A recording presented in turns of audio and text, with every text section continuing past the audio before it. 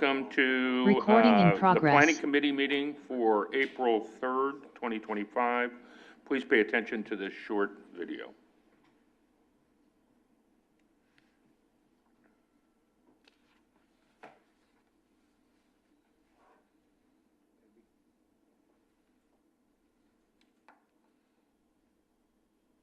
This meeting will be conducted as a Zoom webinar to allow for public participation and comments. The Contra Costa Transportation Authority does not condone hate speech in any form.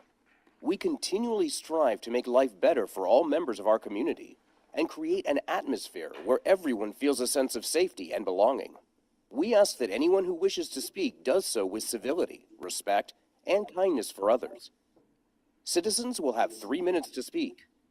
It is requested that public speakers state their names and organizations, but providing such information is voluntary. Citizens participating in person wishing to speak should submit a public speaker card to the clerk. Citizens participating by Zoom wishing to speak should use the raise hand feature or dial *9 if participating via phone, and the chair or staff will call upon them at the appropriate time. Written public comments received in accordance with the teleconferencing special notice on the meeting agenda will be provided to the members. If authors of the written correspondence would like to speak, they should raise their hand in Zoom or submit a public speaker card, and the chair will call upon them at the appropriate time. All written correspondence received after that and during the meeting will be entered into the record. Thank you for participating in a meeting of the Contra Costa Transportation Authority.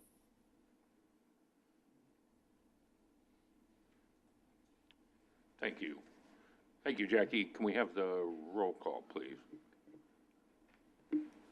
Commissioner Armstrong? Here. Commissioner Kelly? Here. Commissioner Meadows? Here. Vice Chair Obringer? Here. Chair Carlson? Here. Okay, all commissioners present. Thank you. And now it is item number 2, public comment. This is the opportunity for the public to address the committee on items not specifically as part of our agenda.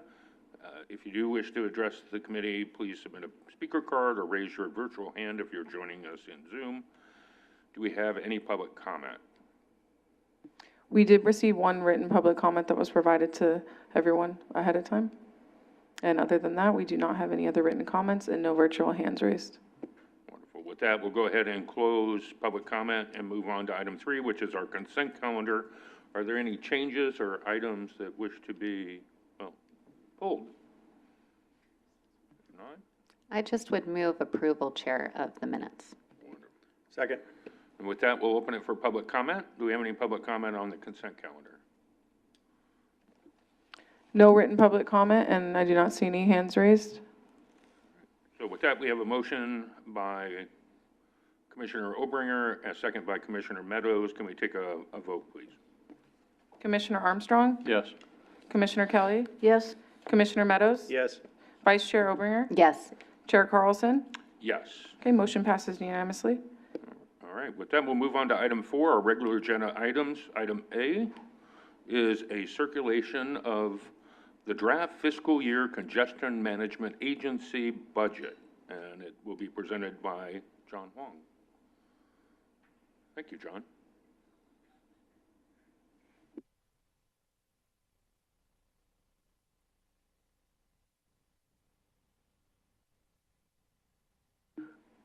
Good afternoon, Chair Carlson and Commissioners. John Huang, Director of Planning for CCTA. Each year, this time of year, in April, we present this budget for the Congestion Management Agency portion of CCTA's bigger budget to this committee, and we ask that you give us the thumbs up or the approval to circulate it to the Planning Managers Associations for approval before it goes back to the board for adoption.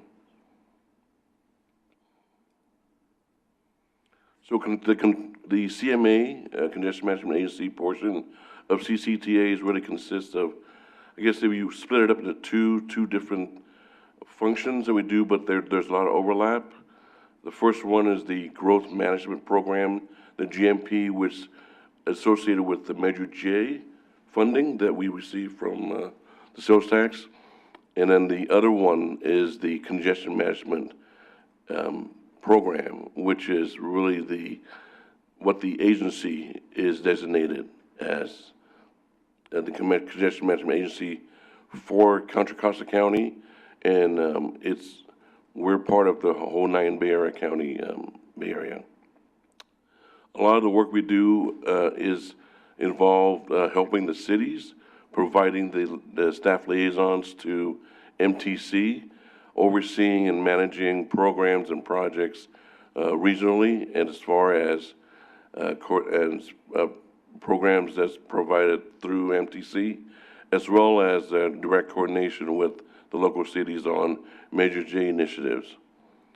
Part of what we do also is the Sustainable Community Strategies, SCS. For this budget year, we actually roll it into the CMA budget because that portion of work is not as prominent as in past years. So just to split down, go straight down to the line items that's shown in your packet. So the GMP portion, which is again the CCTA portion, if you want to kind of categorize it. A lot of the projects here are ongoing projects, recurring projects that we do each year. We have the regional planning, CMP monitoring. This is something we do every 2 years. And where it's indicated, we split this funding with the CMA budget funding. Again, the big ticket item right now is the Countywide Transportation Plan Update, CTP update. We have funding budget over on the GMB as well as the CMA budget. And also just the other new project that we want to do is the corridor planning. We want to look more at individual corridors in the county. We had planned this last year, but we never got around to it. So hopefully we can prioritize that effort. And also Vision Zero, continuing to implement Vision Zero policy with bicycling and pedestrian safety. Strategic communication is split again with the CMA budget. Because of the CTP effort, the outreach of the CTP is critical this coming year. And also the fiber network assistance, which I'll present in the next staff report. This is something that we're undertaking, and there's a lot of opportunities going forward with capitalizing on some funding that's out there. Now, this is the other half of the budget, the CMA budget, which is Congestion Management Program. Again, basically duplicating a lot of the projects in the GMP. You notice the CTP update, it's $1 million versus $500,000 from the GMP. We felt that, again, this category, if I can just define it, is all these projects we do benefit all the cities, all the jurisdictions. Not that the other category doesn't, but this one, everything we do is countywide basis. We have the data subscription. We subscribe to Streetlight. This to be the fifth year we're doing this, and a lot of your cities are participating and providing matching funds to this project. And also, we developed the CCTA.net, data.cc.net data platform that will continue to maintain and work towards our vision, CCTA's vision of data and data analytics going into the future. There is a category in the budget that is funded by other funds, RM3 regional measure funds the phase 3 of the San Pablo Avenue multimodal study. And then the emergency evacuation plan, which is going to be undertaking shortly here. $850,000 of it is funded through the Caltrans Sustainable Grant. And then also, lastly, this CBTP, Countywide Community-Based Transportation Plan, is funded through MTC. So let's cut to the chase here. So the total budget this year for 25-26 is nearly 7 million, and it's gone up over the years, and then as I'll show in the next slide. So as the budget increases, the local share certainly increases, and our budget increases, our revenue has maintained the same or even decreased, so that's why the increase in the local contribution has occurred there. So you see down there, the SCP-CMA money we receive from MTC, the OBAC funds we also receive from MTC, and then the planning program and monitoring we receive from MTC also. So you do the math on that, then the local contribution actually is about $1.5 million. And I included this slide in to show you over the years, and this is since my tenure here with CCT. I've been here 5 years now.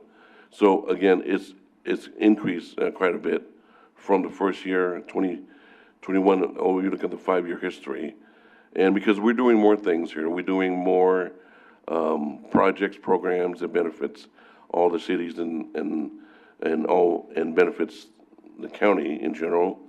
We try to keep it reduce it down from the 24, 25, 20, from the 23, 24 a little bit, but essentially we're trying to maintain or even below last year's budget of 7.4 million.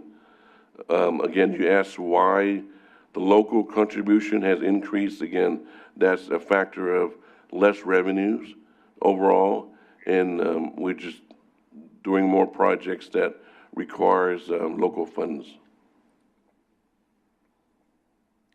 With that, staff is seeking your approval to present this budget to the Public Managers Association meeting in May. And if they approve it, once they approve it, we'll bring it back to the June board meeting. And this will be combined with the full CCT budget. With that, I'll answer any questions. Thanks. Thank you, John. Commissioner Kelly. Thank you, John, very much. That was very succinct. Really appreciate it. I noticed that for the local funding for my city, it's going to be more than twice as much as it was last year. I also realize the county has a very large portion, but yeah. How are you going to explain to the city managers that this is worth it to them? You know, I mean, they're going to say, "Hey, whoa, this is really expensive this year. What's going on, John?" So. You got any good talking points for them? Of course. I mean, seriously. Yes. You know, because they're going to wonder, and everybody's watching their budgets now. Exactly. Thank you for the question, Commissioner Kelly. So again, I want to emphasize that we're doing more for the county, for all the cities. So, for instance, this emergency evacuation plan. I know all the city managers are very, very excited about this endeavor that CCTA is taking on. So. I'll go back to some of the projects that we're doing. So I think the emergency evacuation plan is the new one. The CTP really is the core, the base, the beginning, however you want to categorize it, that will lead CCTA to developing the next transportation expenditure plan and getting our stuff ready for the next measure renewal. So. The CTP effort alone is really critical for the county, for CCT, and for all the cities to make sure that the cities not only retain your local returning source money, but also we want to identify needs and put together a transportation expenditure plan that really helps the cities going forward. And then not only the jurisdictions, but also they're looking at all the different modes, transit, and other modalities. Yeah, John, thank you. That's really good. And please remind the city managers about the return to source funds. And I know also in West County, you know, we have a lot of money going into programs, and people really value their bus service there. So just explaining that to the city managers will be really, really helpful. Okay, and helpful to get them on board. Thank you. Any other questions from commissioners? All right, let's go ahead and open it up to public comment before we bring it back for discussion. Any public comment? No written public comment and no hands are raised. All right, thank you. Any further discussion? I'd entertain a motion to move it forward to the I PMA. move approval to send this to the PME. Second. So I have a motion by Commissioner Oberner, a second by Commissioner Meadows. May we have a vote, please? Commissioner Armstrong, Yes. Commissioner Kelly, Yes, Commissioner Meadows, Yes. Vice Chair Obringer, Yes. Chair Carlson. Yes. The motion passes unanimously. Thank you. With that, we'll move on to item B, approval of the authority's countywide broadband strategic plan. And John, you're still with us.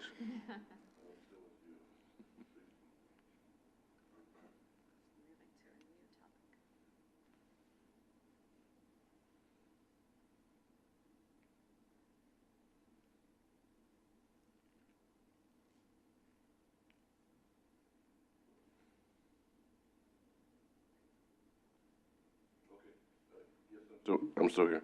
Okay, again, for this item, this is an action item. I would like to present to you, all the work that we've been doing on the countywide broadband strategic plan. And again, we brought this item at the very beginning of the project. We've been working on this for almost a year and a half now, and this will be the first time you actually see the project, which is essentially towards the end of the project. So again, you may ask, why is CCTA interested in broadband? We're a transport agency, and why we're interested in broadband. So my answer to that is that because CCTA is the lead agency that's rolling out the Smart Signals project. We're trying to connect all the signals within the county.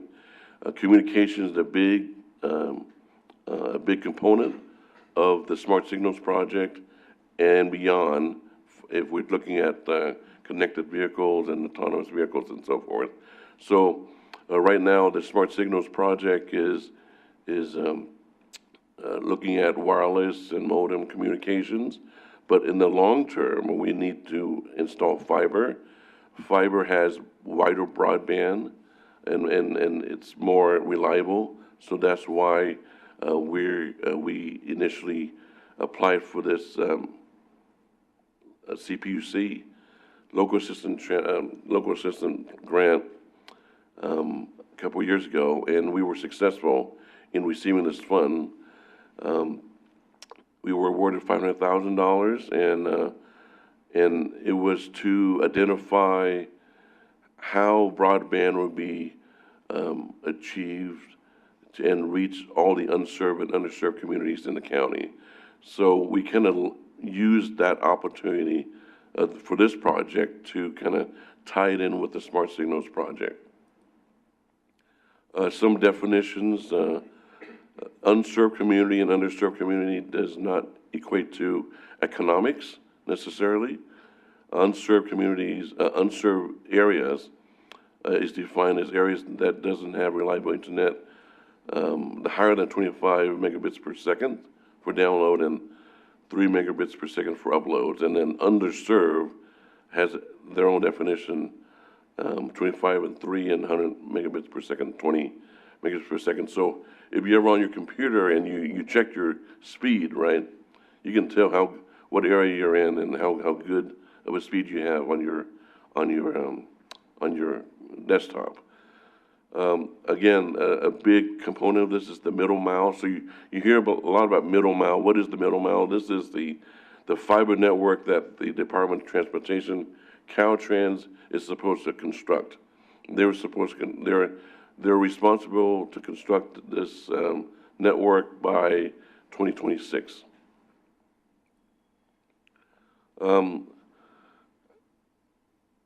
Again, the goal of the project is to expand the internet to the unserved and underserved communities. So I'm just going to go right straight to this map here. So we talk about the middle mile, which is essentially everything that's in this green bubble. I'm not going to go into too much detail, but if you can just visualize, that's the middle mile. Where CCTA comes in is we're looking at building the infrastructure, the blue in construction. So CCTA will not be in the internet service provider ISP business. We're not going to get into the AT&T, Xfinity, or Astown business. We'll be in the business of constructing broadband infrastructure that will enable the ISPs to use their fiber optics to reach out to these last mile networks right here. So CCA's role is really to identify where the blue area is. So we're like the second middle mile, right? We're like the quarter mile. I think one of my consultants uses it. And then it's responsible the ISPs to go down and connect it to these red areas, which is the unserved and underserved communities. Okay, so this is information from the CPUC. You see a lot of yellows. Basically, the yellow and it signifies the number of household within that area that the numbers of household or units in that area that are unserved, underserved.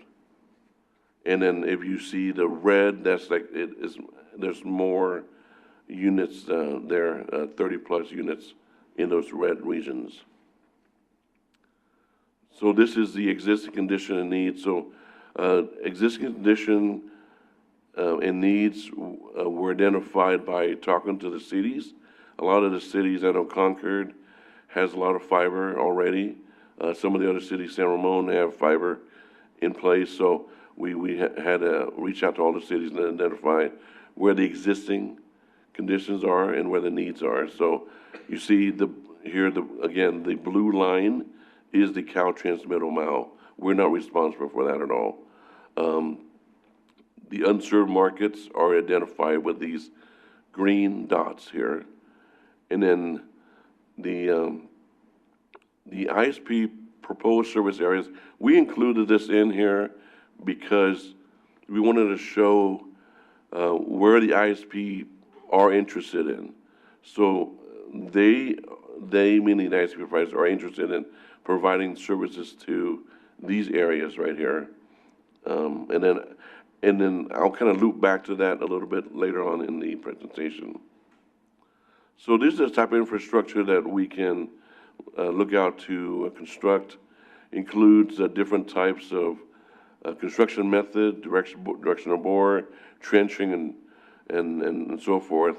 But the idea is to build infrastructure, leverage the Dig Once policy. And I think a couple of cities within the county has those policies. Wherever the trench is open, then we just add additional conduits in there for future use. And we want to leverage the conduits that's installed and use it not only in conjunction with the ISP, but for our own use for the Smart Signals project. So this is the proposed broadband network, and it's a little bit different. The blue line still stays the same, but now we're looking at reaching from the blue lines to these red box areas. And you see that the red box, where the red boxes are, that's where the density of the green dots are. So those are again, the unserved markets, right? So the proposed network is to get us from the blue line to the where the clusters of green dots are. So we look at where the proposed network is and look at prioritizing the different segments, and we use these criteria to weigh the proposed projects, and of course weighing heavily on the unserved communities, as well as cost and return on investment. Really, how much household or units we can reach out based on the dollar amount that we spend. This is just a priority project, a list of priority projects that really based on their priority scores, and you can see that. I was happy to see that there's actually projects all along throughout the county, so that was a good thing. So all the each sub-regions is at least covered. This is just a snapshot of the top tier projects. The number of units served is about 66,000 plus, and no cost is about $28 million. And if you you plot these projects on this map, you can see all the different phasing that needs to occur. And then just the timeline-wise, of course, we'll never have all the money at once, so we're looking at a future funding, which I'll get into a little bit later, and seek funding to help fund these projects. And we're going to build this in phases. For example, I'm going to use let me see if I can find an easy one.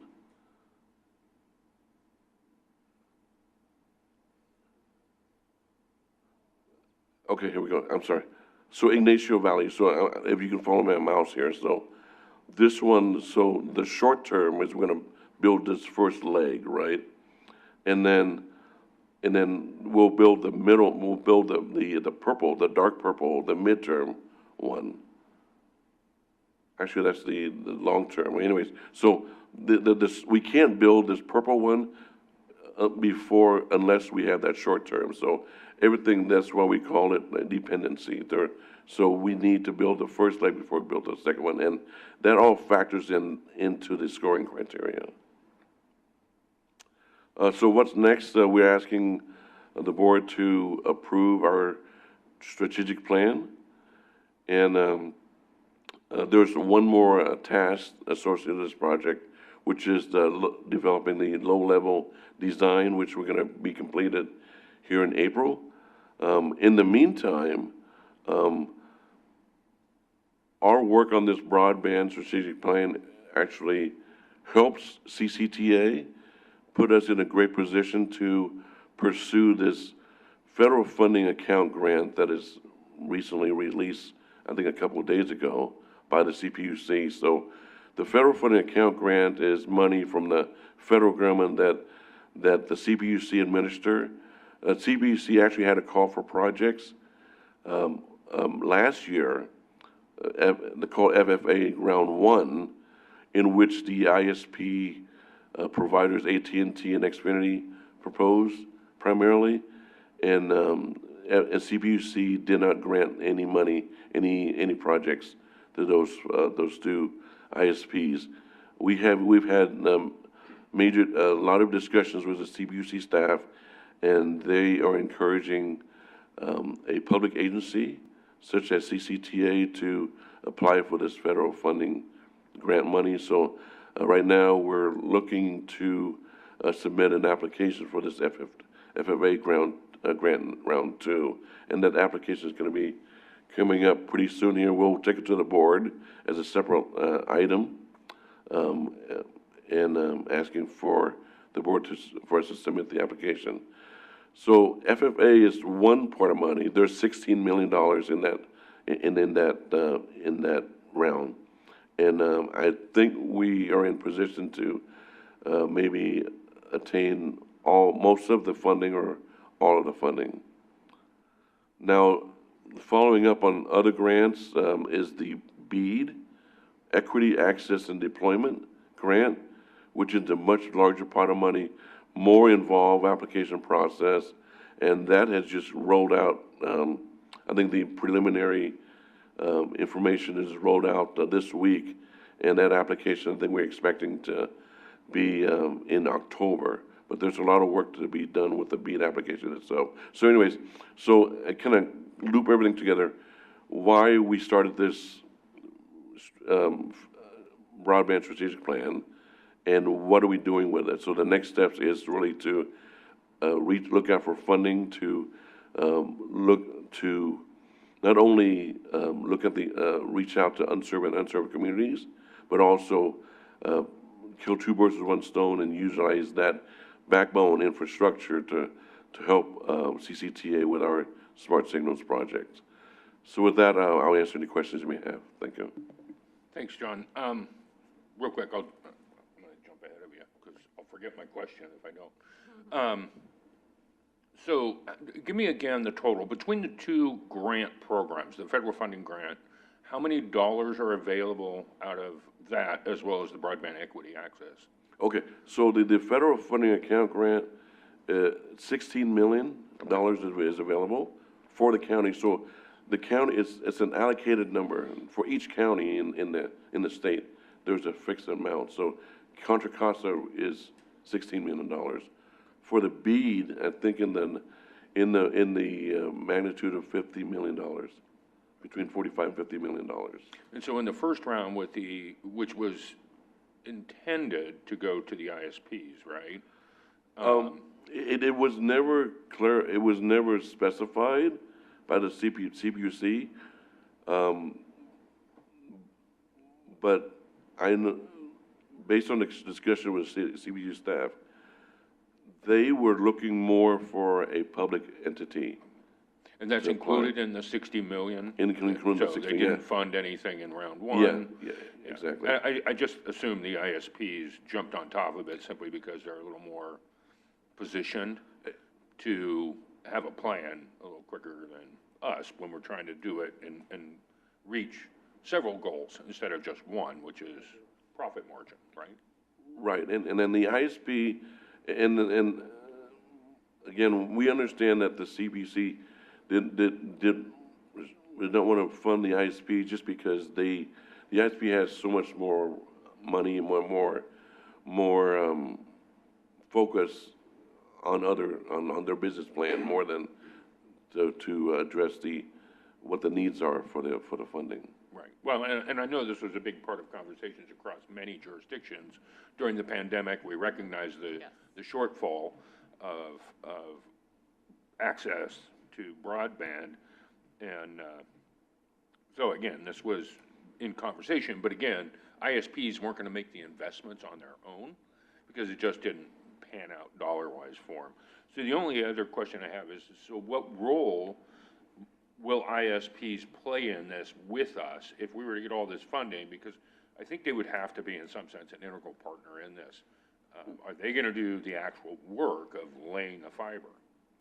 Yeah, exactly, and that's exactly, you answered your question. So again, just to emphasize, right, so CCTA, once we start applying for this funding and are successful, we'll be in the broadband business. So that's another thing that I haven't really, talked too much, but we're building broadband infrastructure that would enable the ISPs to go in there and provide that service to the unserved, to the communities.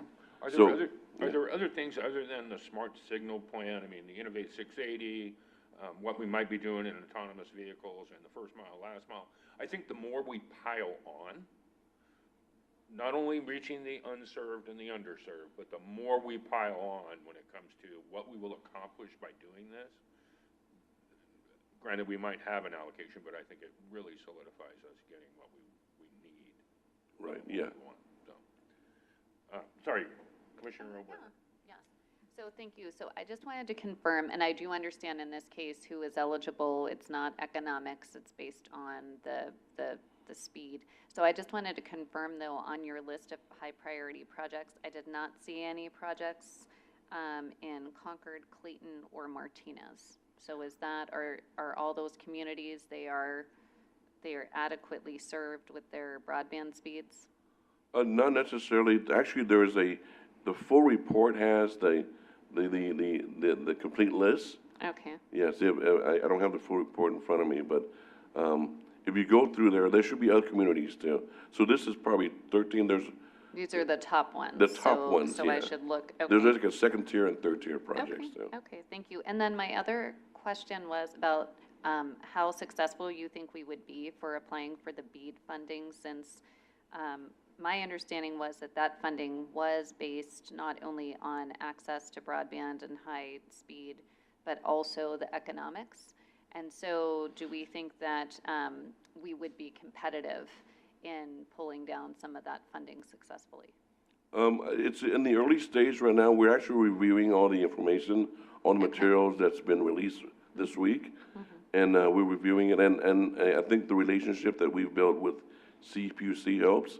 And then also, just want to kind of mention this, I think a couple of cities have mentioned that they're interested in applying for the BEAD money, right, to increase their broadband in their own cities, respective cities. And my response to that is, that's great. We can just leverage one application, and then CCTA can be the lead applicant and have the cities add on to what their priorities are, along with what the criterias are for the application. And again, I haven't studied what the details of the application are, but I have some folks reviewing the details. That we will then, basically, whatever we apply for, we want to address what they're asking for as much as we can. Okay, thank you. And just my last question is, so assuming we're successful and these projects are installed, then who pays for the maintenance and upkeep and all of that over, like, once it's installed? Does that go to the whatever jurisdiction, or is there an ISP that's going to be involved, or how does the maintenance work? That's an excellent question. We're actually in conversation with, went off. We were actually in conversation with different ISPs, different utilities, to work out that structure. And actually, for the FFA grant, we have to come up with that game plan. Yeah, so that we're actually actively working on that. So. Yeah, I mean, maybe just to chime in, I think I need to really emphasize that John's done a really great job leading the way on this. And I think two, he's also developed a really great relationship with CPUC on this. And I've only been involved with one meeting, and just to maybe emphasize what John was saying is, like, basically there's by formula funding that's allocated to every county. And so if we prepare a work plan, to answer a lot of the questions that you're all asking, and that's what John's working on right now, is developing that work plan.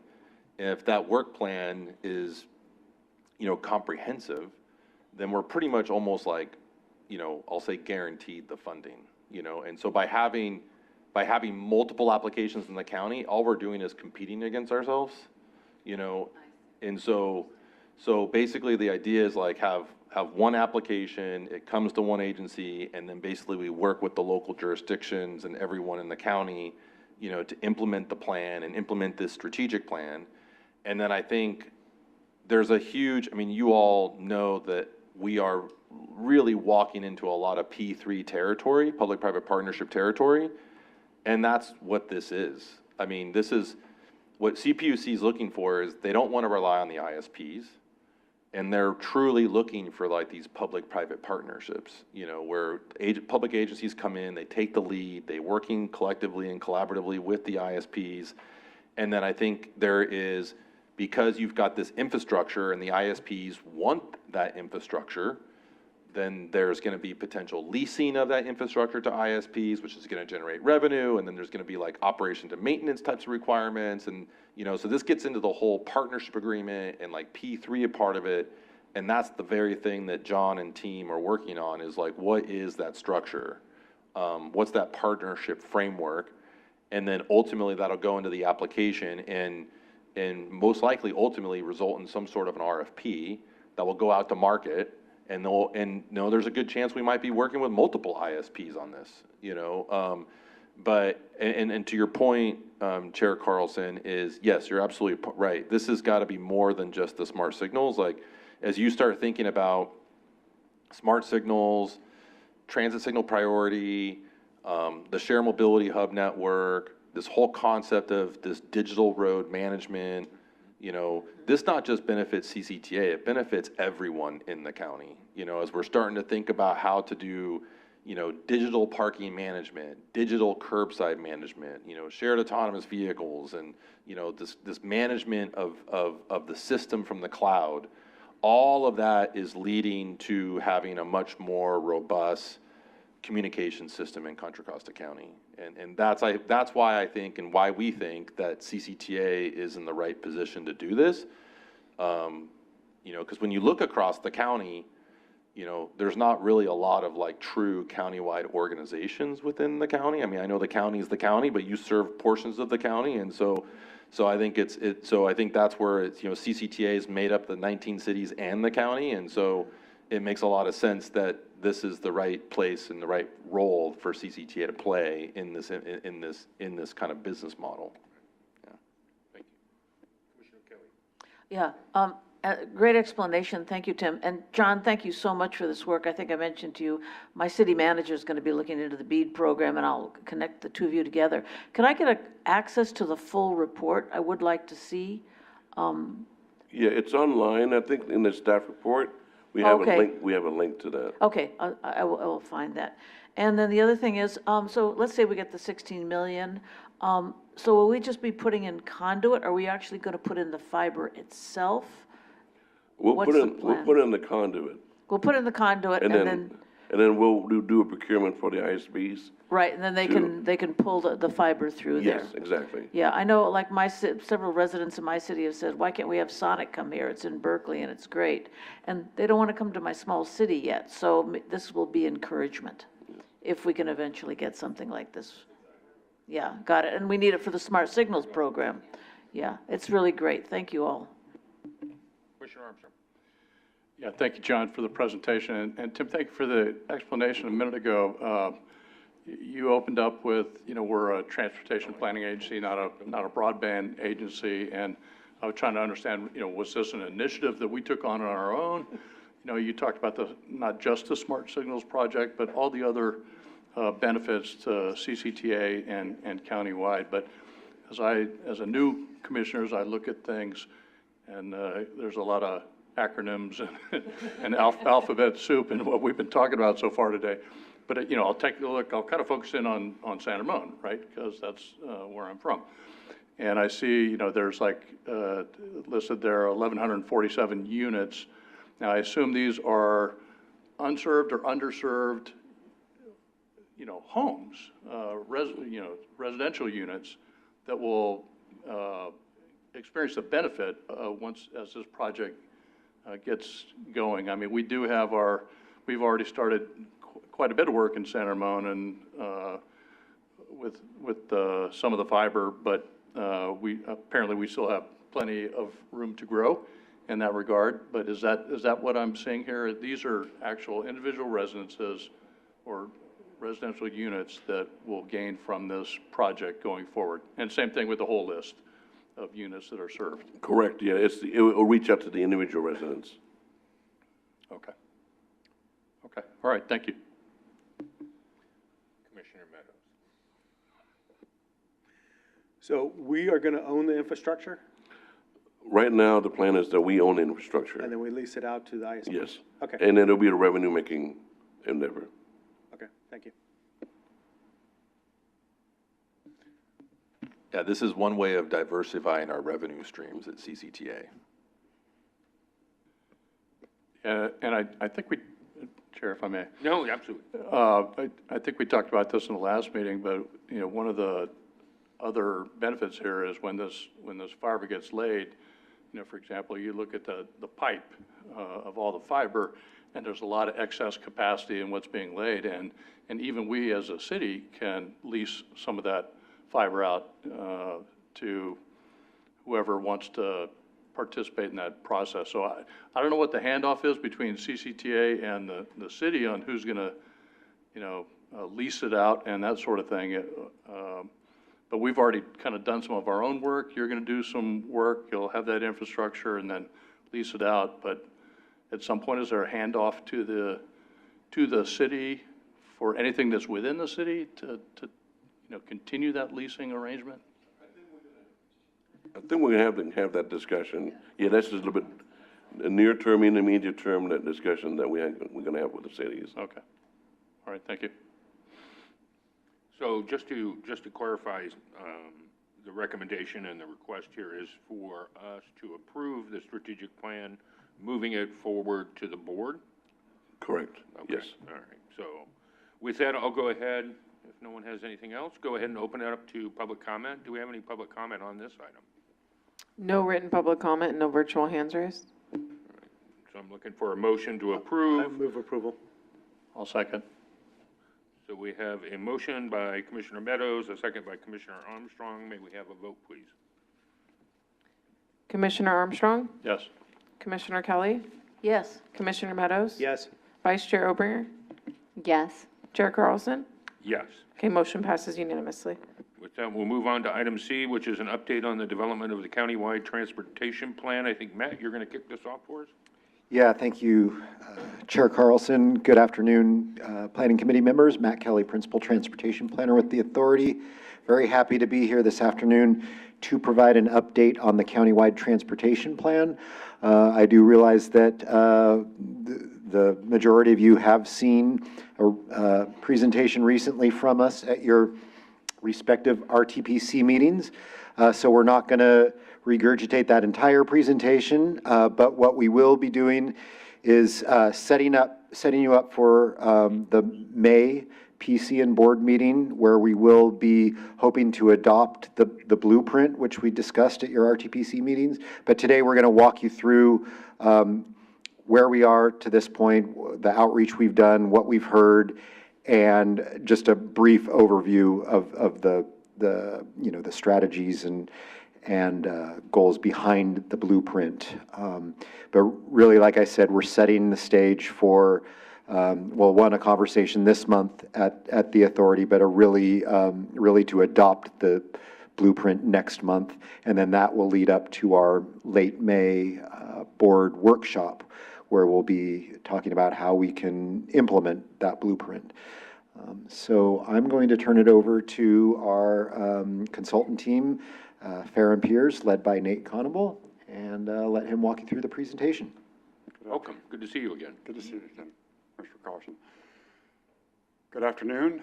I'm happy to be here with you and give you a quick update on what's going on with the countywide transportation plan. I've seen many of you recently in some RTPC style meetings, so we'll try to keep it quick and brief, but obviously leave a little time to answer questions as needed. So I will again just give you a quick overview of everything we're doing, and I want to focus in a little bit on the phase one of engagement, because we have recently wrapped that up and there's quite a lot of engagement to report out on. I'll remind you of the principles, and then remind you of the Livable Streets proposal, which is one of the major policy initiatives that's being advanced under the CTP, and then talk about where we go from here. So in terms of the overview, again, we are just about to wrap up this 2050 blueprint, hopefully with adoption by the board at the May board meeting. That really sets the policy framework. It lays out both the policies that we feel that need to be developed, as well as the programs and different types of projects that need to be pursued in order to reach the vision that the staff and you all will set for the county in terms of transportation and placemaking and livability and prosperity. That will punt us into the countywide transportation plan itself, which is where we're actually coming up with those programs and those plans, those specific projects, identifying priorities, plans that really, and projects that really are really in a good fit with the blueprint. And then that all gets wrapped up on the implementation side in a business plan, which focuses on funding, as well as kind of priorities in terms of where CCTA should expend its energy to help implement the CTP, and looking at different project delivery roles with things like P3s and other types of ways that these projects can be implemented. So on the schedule side, we're moving along pretty well here. We are now here in early April, providing you with an update. And the idea is that by next April, we will have advanced this project into the EIR process, because ultimately it will be go through an EIR process before final adoption, but we will have kind of gotten to the point where you all are ready to say, yes, this is what we want to take into the EIR as our kind of preferred alternative for comparison to the other alternatives, and that process will be underway by next spring. So we've done a lot of engagement. We have 3 phases of engagement, just to kind of maybe set a little bit of the stage here. So there's phase 1 was focused primarily on these principles and on needs. So getting what are some of the needs that the communities and stakeholders see that the CTP should address. And we did that through a series of things, which I'll go into more detail on the next slide, but just also highlighting that this summer we'll have a phase 2 of engagement. So moving away from kind of policy and needs to now what are sharing some of the priorities and some of the pathways that would get us to the blueprint. And we will be doing more pop-up and community briefings. We'll have another online open house with another survey, and even be bringing in focus groups at that point, as well as some interactive video to really fire up the engagement process. And then once we've come back to the board and gotten feedback on the draft CTP itself, we'll go out one more time in the late 2025, early 2026 to try to get that input to say, okay, here's how the overall plan is performing. What do you think about how it could be refined or perfected, and make those changes before it moves into the EIR process. So in this phase 1, we had a very successful online survey where we had over 2,200 people complete the survey from a wide variety of communities across the county.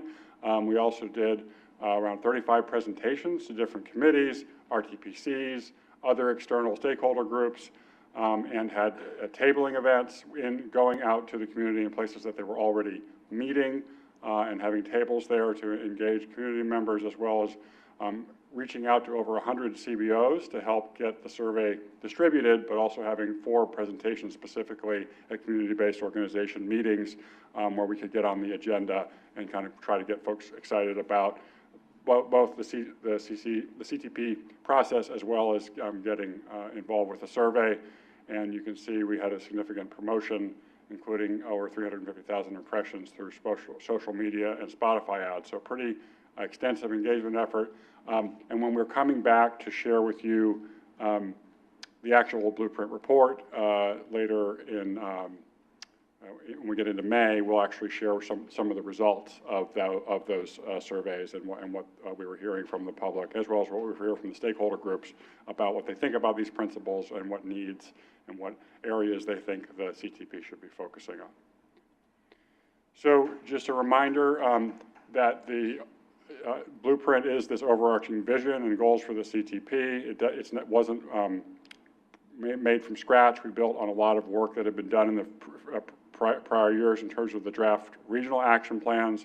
There were a series of policy papers that have been presented to you all previously, and we also looked at some of the sister agencies and regional agencies for guidance in terms of what were best practices and focus areas that they were wanting kind of little agencies to focus on in their transportation planning processes, along with extensive discussions with staff and leadership within CCTA. And at the highest level, there are 4 principles. I think all of you have heard these principles before, so I won't belabor them. But these are now kind of incorporated into a report that we're finalizing, along with almost 30 strategies that kind of support these principles. And so when we come back with the actual discussion of the blueprint report for adoption, we'll go into that in much more detail at that time. And then the other thing that you have all seen a good bit of, but was this kind of key policy that we identified relatively early in the process that would need some more stakeholder engagement in order to be fleshed out, was the Livable Streets proposal. We talked about it as a movement in place concept at the at the board retreat in October, and you suggested that we go out and do some extensive outreach to local cities, planning staffs, public works staffs, RTPCs. So we have done that now, and we have just finished up a round of meetings with all the different RTPCs, both their technical committees and their boards. And we are getting close to having this easy-to-use street typology and a map that goes with it that's kind of focused on multimodal and safety needs. And then what we're developing is design expectations that CCTA could use to coordinate and with cities as they're developing projects to try to live out this Livable Streets proposal and get more placemaking and safety focus into the design of transportation projects, whether they're being led by CCTA or whether they're being led by city or transit agencies. So that is something that we expect to come back to have a round of engagement on the design expectations in the summer. Since we've kind of about to wrap up the map, we had a social pinpoint map that was up that we received over 50 comments, and we're going to be sifting through those comments and seeing how to update the draft map as well as the typology itself. So the next steps for the blueprint is we will be coming back with the same presentation, this presentation to the board in April. And then I think we've recently scheduled an ad hoc committee meeting for the CTP ad hoc committee, where that'll be the first presentation of the final blueprint report itself. And then we'll come back to you all in May with the blueprint report attached and a much more extensive presentation on the blueprint, focusing in on the strategies, because that's kind of the key area that will drive the rest of the planning process. And then there's the board retreat at the end of May, which is going to focus also on how do we kind of bridge from this blueprint, which is a high-level policy document, to an actual set of priorities and some kind of conceptually, what are some really big move types of projects we could do at a system level that could live into the blueprint. And then the next phase of engagement will begin in June. So that is what is coming up, and this is just maybe another visual way at looking at kind of some of the things that we're going to be producing over the next quarter as we continue to work with you. So with that, I will stop the formal presentation and be happy to take questions or comments. Questions or comments? Commissioner Meadows. Were there any changes made after listening to the RTPCs? Yes, I don't have we're basically going through the process right now of making revisions both to the map and to the typology itself. So when we come back and present at the blueprint, we will be able to kind of give you a more of a clear summary of what, but there have been some changes to both the specific streets and the overall typology itself with the four, if you remember, there was kind of the four quadrants. We're making some shifts in how those quadrants are applied to reflect some of the feedback we received. So I have a question. Yes, I do. Are you done with your question? Okay, thank you. So I just wanted to, do you have the criteria yet for, what projects would be good ones to, to try to work on? Like obviously the Naval Weapons Station, right? I assume you're going to want to apply these principles to that. But in terms of, since all of the cities have our housing elements, and some of us, I know, are, that's going to impact our downtown, for example, as we densify our downtown. I mean, how are you looking, what are the criteria for projects, and when, since some of these housing developments, they take a really long time to, 4 years, right? On average, to get going. So at what point do you anticipate you would engage with a city or a jurisdiction, to try to implement the CTP as, a city is redeveloping a large downtown parcel, for example? Yeah, that's helpful. So I'm maybe if I can ask a clarifying question back. Is this focused on the specific projects that will be included in the CTP, or is this focused more on the Livable Streets proposal, which is more about how to design and or redesign streets that may be just being done because the development is coming in, or because is there a specific, are you speaking to both of those things? Or I think I am, because in my mind, I think that they're connected, right? Because that's often the way, when we have an opportunity to install a bike lane or, or sidewalks or some new improvement or traffic calming, right? It comes from development dollars, at least until the state takes away impact fees, right? So that's why I'm just trying to understand, assuming this passes, how would this be implemented? Yeah, so I mean, for the Livable Streets proposal, I mean, the thought is that we'll move from a proposal to a policy. Okay. And then at this point, we have not fully determined what all the components of that policy will be. We know kind of which streets it applies to, because that's on the map, right? And we know we're kind of developing the design expectations, but we want to get some feedback on that again from locals before we kind of finalize design expectations.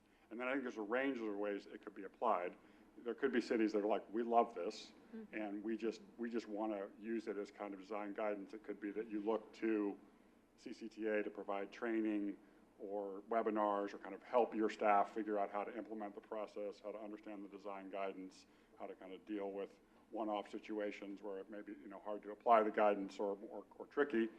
And so there could be other cities that are maybe less focused or less kind of wanting to do that super proactively. And in that case, I think CCTA will, staff will have to work with you as a board to decide, do you want to tie it to, funding requirements? Do you want to tie it to decisions to prioritize certain projects for staff resources, or to kind of, do sooner?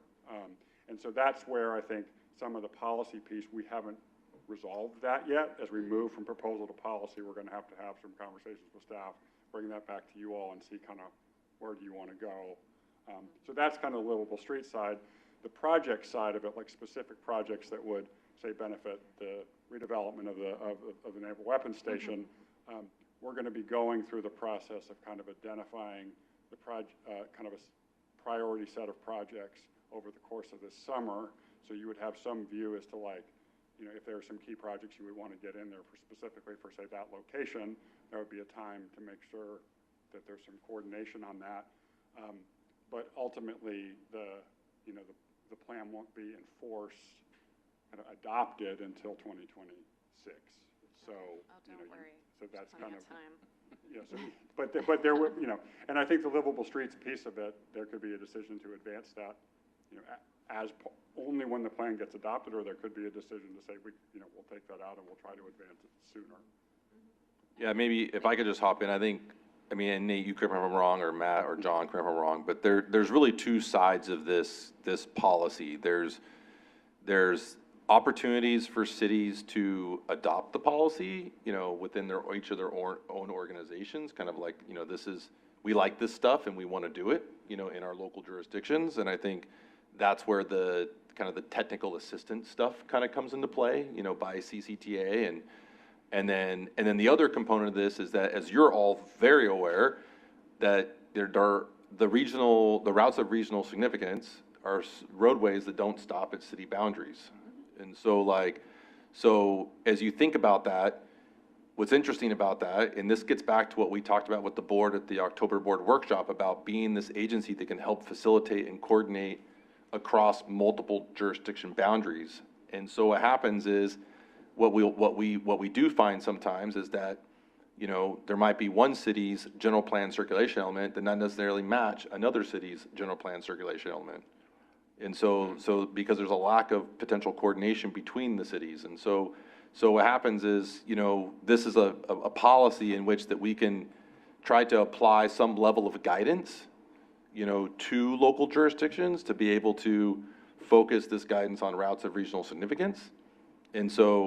And the purpose of this is really to focus on how to, and I think we talked about it at the last board meeting in February when we were talking about the San Pablo BRT, is we have to think about these transportation assets way more than just a piece of pavement and just a bus.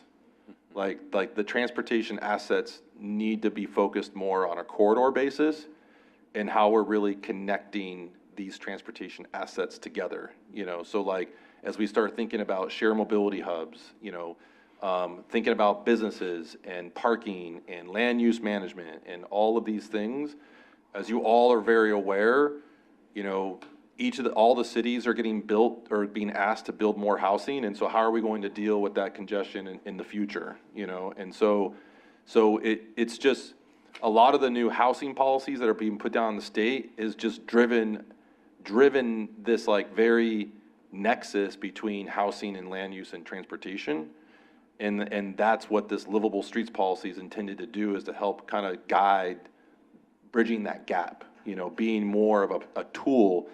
I don't want people to think of it as a policy. I want people to think of it as a tool, as a toolkit, that can help guide cities, in terms of how we're going to be planning these corridors in the future. And I think it's also important that we do have some high-level framework around the routes of regional significance, because as we get into this more regional coordination across multiple boundaries, multiple jurisdictional boundaries, we're looking at, this, for example, this emergency evacuation policy. So it's going to be important to make sure we have some level of consistency on these roadways to be able to provide that level of coordination. And as well as, and that dives into the smart signal system and how we're connecting things together, and, the previous item in terms of communication across those things. And so transportation needs to be looked at as just more than just traffic signals and pavement. It needs to be looked at more of a broader ecosystem of just opportunity to be able to coordinate all of these things together, to be able to really create better streets, quite frankly, in all of our local jurisdictions. And I think there's opportunities to, again, apply it at the regional level, and then there's opportunities to apply it at the local level. And I think at the local level, we don't want to force anyone's hands, right? This is just, that it'll be a guide or a toolkit available, right? But I think on the regional level, as Nate was mentioning, that's where I think we need to have a broader conversation with the board and and what staff will eventually be bringing to the board, either at the board workshop in May or maybe in November, or as the policy gets further vetted with the RTPCs. But, how that there may be potential, modifications to the growth management program, and this is one component that would be built into modernizing our growth management program. Like, our growth management program hasn't been updated for 35 years, and a lot has changed in 35 years. And so this is just one example of some things we're talking about internally among staff that we'll be presenting to the board over the course of the time about how to modernize our growth management program. Well, and in response to some of that, in the sense of maybe not necessarily a punishment for not, but Incentive. yeah, the incentive aspect, not only That's exactly right. technical incentive, but some type of funding support or other. Yeah, so the idea, and this is just one concept, and this is what needs to be discussed with the board and at depth, but one concept would be, you've got a baseline set of return to source to all the cities, right? And then if you adopt, these policies or use these policies, then you would be potentially eligible for additional funds, right, in the measure, in a future measure, right? So there's more about, and yeah, it's not to be punitive in any way. That's not what this is intended to be. It's really just about how we can incentivize that coordination and facilitate that coordination. Thank you. Commissioner Armstrong. Yeah, thank you for the presentation. At the local level, we have a lot of people that are really into everything we do and pay attention to every council meeting or, every planning commission meeting or whatever. But most of the people aren't really all that engaged. And so I'm kind of wondering for CCTA, when you get into the June next phase of public engagement, how are you going to go out there and get the word out to people about presentations or some of your tabling events or social media, things like that, so that they can participate in this public engagement, give you feedback to inform the CTP?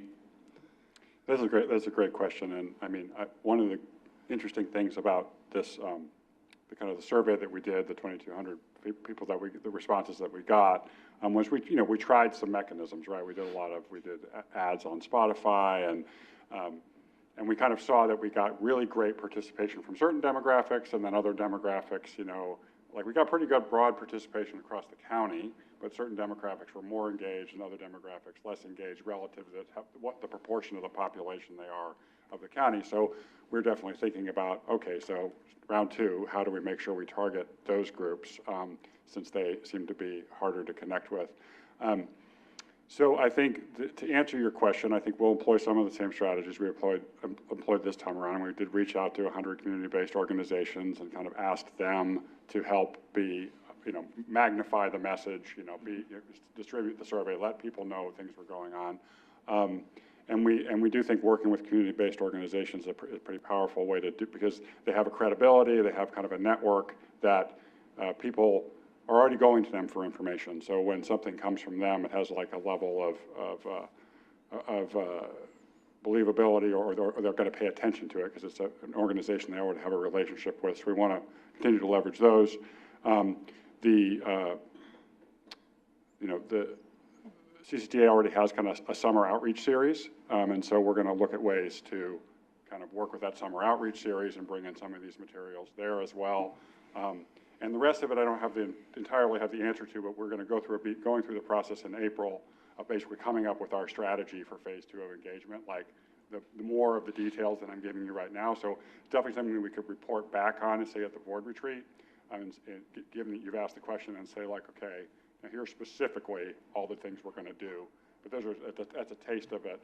And always looking for input from board members and others about like, hey, if you know a good mechanism or have an idea that we ought to try, like, but the other thing we are going to do in the next phase, and I know I'm rambling on a little bit here, is we are bringing in these interactive videos as a way of trying to kind of engage folks who might be more likely to kind of do something online, and both having it in a format where you can do it on your desktop and do it on your phone. So we are trying to also employ some other kind of more innovative techniques to see if that helps get more people in the mix. Yeah, all right, thank you, because I know a lot of feedback we get is, you know, people, they don't just go out fishing looking for, hey, I wonder if there's a CCTA survey I can take. You know, that most of the stuff, you know, they're getting is pushed to them, or it kind of shows up for them to participate in, things like that. But I think you're kind of on the right track there. But I would say also that cities, we can help to amplify that message and advertise, you know, whatever some of those events are, or surveys or presentations and things like that. We'd be happy to amplify that through our own weekly newsletters or through social media and things like that. Thank you. We'll definitely take you up on that. Yeah, if I could just maybe add, I think Lindy Johnson, our Director of Social Affairs, and I, we've been talking about this a lot. And our strategy is, you know, leverage the community event series that we're already doing, you know, and the key to that strategy is, to your very point, Commissioner Armstrong, is that we don't want people trying to find CCTA, we need to bring CCTA to them. And so I think the idea is we need to really understand where these local events are already happening in your communities. And it could be anything from a small thing, like say, you know, I don't know, bingo at Rossmore, you know, or some event that's already happening in your communities, whether that be, you know, farmer markets, or, you know, maybe you hold a local little community event, you know, or whatever the case may be. But the idea is to, like, our goal is to really amplify and intensify public outreach during this process. Like Lindy and I have talked about, like her and I and others will be in the community at least 2 to 3 times a week, you know, like really engaged in getting into the community, because that's what's going to be key to get the engagement and the messaging, you know, into this program, and also quite frankly, elevate the brand of CCTA with the community, you know, and so, I mean, I think you all realize where this is all going in terms of a 2028 ballot measure. So I think it's like, so it's really leveraging this activity in terms of, you know, how are we really engaging with the community, getting the input, and really understanding what their needs are, and making sure that this plan is being developed in it, like it leading with the community's voice.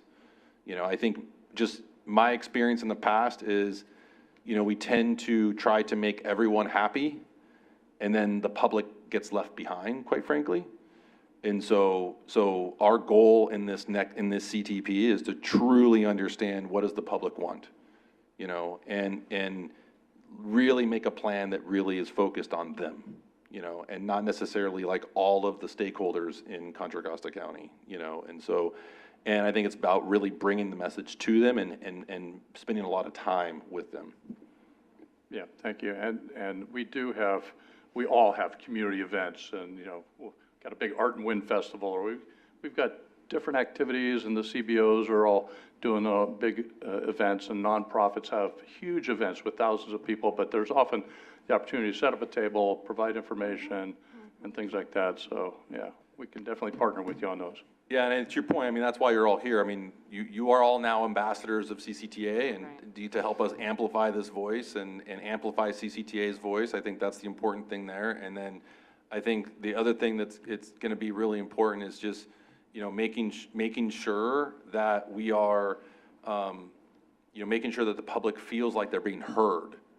You know, so as, I think this is not just the first round of public engagement, you know, this is really gathering that input and then getting back out in the community and back out in the community and just constantly. And I think the other opportunities that we're also looking for, like Commissioner Meadows just invited me to his Rotary Club, you know, so we're looking for every opportunity, Rotary Club, chambers, I mean, any type, you know, business meetings, any, you know, small community meetings, whatever the case may be, we're there, you know. That's the type of outreach that we want to get engaged in. Commissioner Meadows. I would suggest reaching out to the employers in the different regions to reach out to their employees. I mean, you hear all the different community groups, but that's, I think, a little small subset of the community. In my opinion, a lot of times the employees are never engaged. So I would suggest reaching out to them. They're using the roads.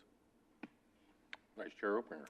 Thank you. So I do have a suggestion in terms of libraries. I know that there are events at all of our libraries all the time. And then just my question would be, since we've heard a lot of great ideas today, but if we think of another great idea when we're in the shower or somewhere else, who do we email? Is it you, Tim, or who? Okay. And is there a time frame by which you would like all these brilliant ideas for engagement?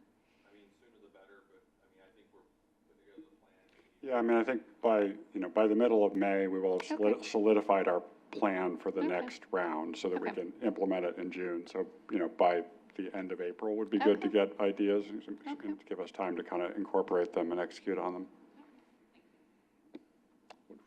Any other questions, comments? All right, with that, Matt, go ahead. Chair, just wanted to add one additional thing. Nate had mentioned that we will be convening the ad hoc committee, the CTP ad hoc committee, which is a subcommittee of the board.